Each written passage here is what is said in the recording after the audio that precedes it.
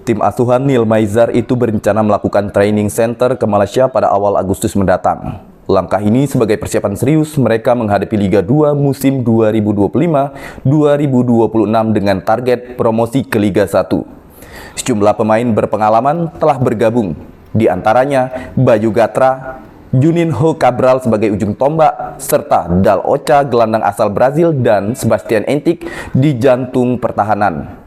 Melalui TC di Malaysia, Neil Maizar berharap bisa melihat langsung kekurangan dan kelebihan skuadnya saat menghadapi klub luar. Semua program ini bisa diaplikasikan dalam bentuk latihan yang sebenarnya, dan anak-anak bisa menerapkannya dan menjalankannya dengan bagus. Mungkin itu yang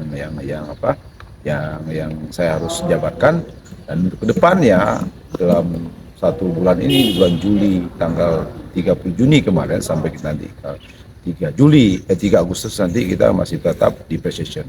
Mudah-mudahan di minggu awal di bulan Agustus kita bisa untuk out ke Malaysia atau nanti ke Jakarta. Terima kasih. Hal ini dipandang krusial untuk mematangkan strategi dan kekompakan tim demi mewujudkan mimpi besar Sumatera Selatan United naik ke kasta tertinggi Liga 1. Dari Palembang, Bambang Irawan melaporkan.